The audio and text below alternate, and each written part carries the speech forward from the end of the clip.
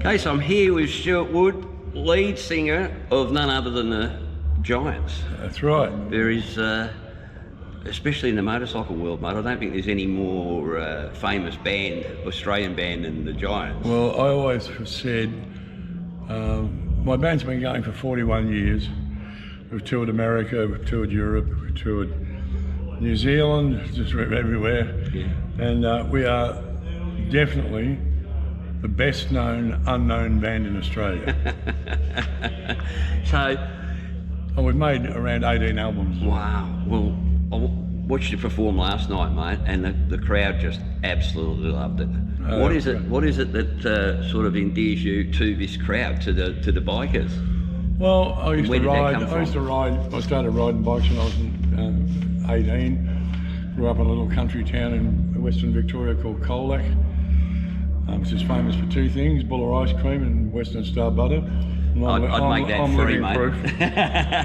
But yeah, and you know, I rode a little club for a while. Then we started to play more biker events like Broadford, which was probably the initial one that started all the other ones off. We did that 19 times. We did Pondy in South Australia, did that 15 times, Darwin River Rocks. We even went to Perth and played at Bindoon over there. Wow. These are all the major motorcycle events. Yeah. And going overseas, I wrote a song about a guy that was the first Australian to break the 7-second barrier on a nitro-powered Harley Davidson. And it was picked up by the American Drag Bike Association, and that was the start of 5 years of living over in the States. And Well, you told the story last night on stage, actually, about how that came about. So someone was over here, they heard the song, they loved it. it was Jim McClure, who was the world champion at the time. Yeah. I used to call him the judge. And Peter Salmon, a friend of mine from Portland in Western Victoria, he got together with Jim, and they took the song over there, and it was used as a theme for the ADBA for a long time. And Peter ended up being vice president of the ADBA. Yeah. But we played everywhere. We had the main street of Nashville, Tennessee closed down twice for us to play there. That's incredible. And yeah, we worked all over, you know, from Grand Rapids, Michigan to Houston, Texas to Owensboro, Kentucky to Huntsville, Alabama, you name it, we played there. And the same thing in Europe. The thing with the Giants was that we were renowned as the bikey band, you know, and a lot of the pubs wouldn't put us on in case the Hells Angels showed up, or the Banditos or the Outlaws or whatever. Yeah. And so I moved to Europe in 1985. So you really, to continue doing what you enjoyed doing, you had to actually move the country because no one had that's right. I left Australia in 1985 with $50, a guitar case and an overnight bag, and walked into the biggest rhythm and blues band in Germany at the time, called the Booze Band, and played some amazing outdoor festivals with them, and realised that Australia was so far removed from the rest of the world as far as music is concerned. And I've always been writing my own material. I've had some of the best musicians in Australian history go through my band, like Wayne Burt, for example. Wayne was in Daddy Cool, believe it or not. A lot of people don't know this, but he was playing guitar for Pat Wilson. You know, She's a Bop Girl, She's a Bop, that one. Yeah. And the Dunk, or Wayne Duncan, who was the bass player from Daddy Cool, burned both of his arms in a barbecue fire. And so Ross asked Wayne to come in and play lead guitar and put Hannah onto bass. So he ended up being in Daddy Cool for 2 years. Then he started a band called JoJo Zepp and the Falcons. Oh, just a little one? Yeah, and Camo and Wilbur were just saxophone players in that one. Wayne was lead singer and everything. Then he left that and had a band called the Rock Doctors, and then Jay brought him into the Black Sorrows. Then he left the Black Sorrows to join the Giants. And he's written, I think it's 8 top 10 singles. That's incredible, isn't He it? wrote Something's Burning in the House of Love for Vicar and Linda, Red Light Avenue for James Rain, Beating Around the Bush for Adam Brand, the list's endless. Wow. And he was my biggest mentor, influenced me more than anybody else. And we stayed together in the band for 8 years. And we did 5 albums together. And but we always, Wayne rides a bike as well, see, so, and it's always been the motorcycle fraternity. That's what I call it. It doesn't matter who you ride with. You know, I get a bit annoyed that if you ride a motorcycle, you're automatically an outlaw or a criminal or whatever. But you know, that's the way of the world. And but you know, as I said before, the fraternity's taken me around the world that many times I've lost count. So. Well, let me just go on two things. You said you've worked with some of the best. You said last night that you worked with someone who I think is my favourite ever Australian singer, Billy Thorpe. Oh yeah, Thorpe. Thorpe used to do Pondy and he used to do Broadford, all of those as well. I had a band together with a couple of people you might have heard of. Angry Anderson. Oh yeah, he's been around a bit. And Matt Taylor. Yep. We used to call ourselves the Bad Boys of Aussie Rock. And we used to tour around together. We did it for about 12 months, and I ran into Angry up in Brisbane about 2 months ago. Russell Morris is also a mate of mine. Named my daughter Rachel after his song that he wrote about. Rachel's Coming Home. That's right. And yeah, Rachel, my daughter lives in Colac still in Victoria. Yep. And she runs a community hub there. Yeah. And, that's well, awesome. I mean, you know, we've played with so many people. We've supported so many people. We've played with Steppenwolf, we've played with Canned Heat, we've played with Susie Quattro, we've played with even Screaming Jay Hawkins, who wrote I Put a Spell on You, right? Yeah. But you know, we've been fortunate with so many people that we've met along the road, you know, and fortune comes with a lot of hard work though, doesn't it? Yeah. But the weird thing is that we're so far removed down here, like if you go over to America or Europe, no one's ever heard of Daryl Braithwaite or Jimmy Barnes or it's weird, you know? Yeah. And you go over there and I heard about this George Strait guy, you know? And he sold more albums than the Beatles and Elvis Presley put together. And no one knows anything about him here, you know?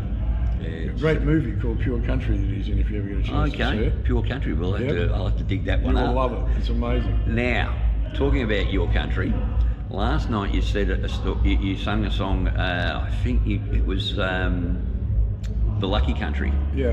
Which is a song you wrote about Australia. When did you write that? Because... Well, I wrote it just after the Vale bombing happened. I was on tour in America, and you feel so far removed on the other side of the world, you know, and it looked like things were going to break out here, and you know, it's like when 9/11 happened. I was up at Port Hedland, and I was watching TV, and I'm, you know, what movie is this, you know? And you realise that, you know, Port Hedland, it's a big shipping area, iron ore.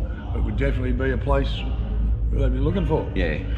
And but Pauline Hanson apparently wanted to use the Lucky Country as a theme for a thing, but Wayne wouldn't do it because I don't know why, but anyway, he wrote half it and I wrote half it. I tell you what, after the kerfuffle with John Farnham the last few weeks, mate, I think the best thing is for people to stay out of politics because it never works well. A lot of people don't realise this, but that song was written by Mick Thompson.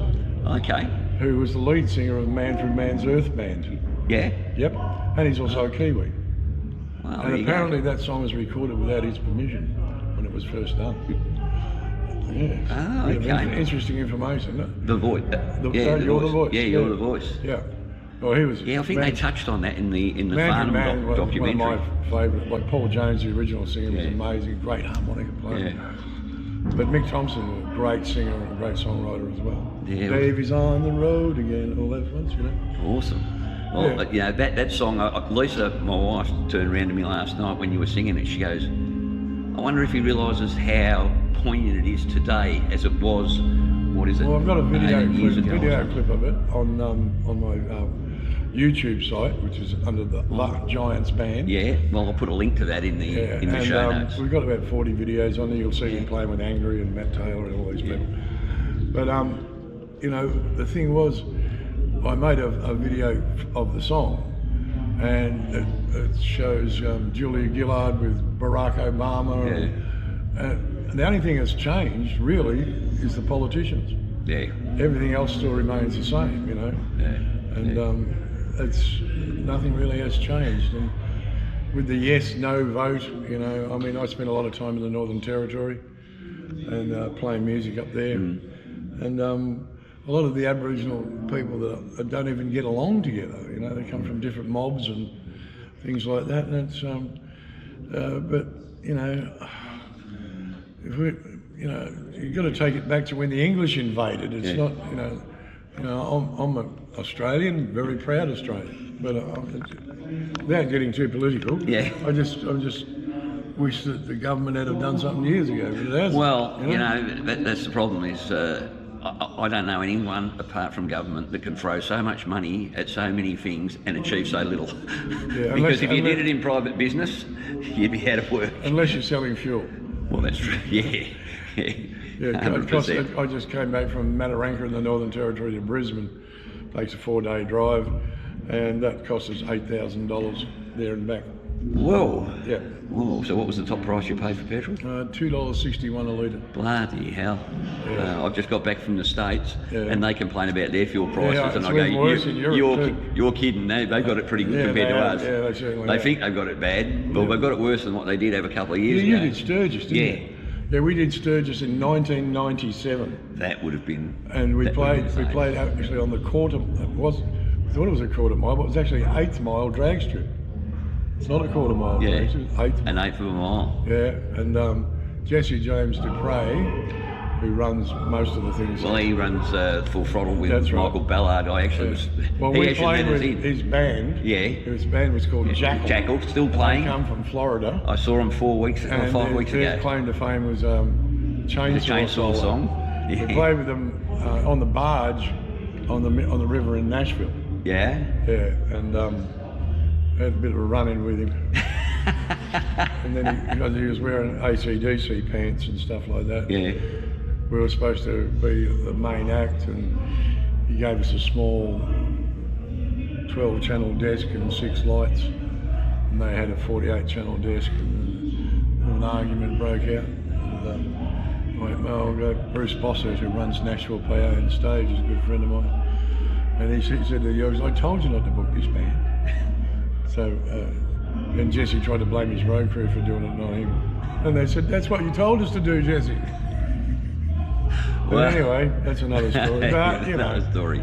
Yeah. No, mate. Look, it's been an absolute pleasure talking to you. It was an absolute joy watching last night. Yeah. You've still got it. Can I be rude? Yeah. How old are you now? I'm 70. Holy shit. Well, I hope I'm as... Well, the way I look at it like this. Angry's, 74? Yeah. Mike Rudd from Spectrum, who's one of my musical heroes, is 78. He's still playing a couple of nights a week. Matt Taylor is 75. There's not many of us left still doing it, but we love to do it. Well, that's the thing. It's all about, it's not look at me. Yeah. It's let's get together with the audience and have fun. Yeah. Because that's what it's all about. Well, I saw Forpy probably 12 months before he passed. Yep. At the Berwick pub. Yep. And I tell you what, I rate that as possibly, the Berwick pub with Billy Thorpe was probably the second best concert I've ever seen in my life. Yeah. And he had this massive African American bass player. I've got an African American bass player. This guy was a man mountain.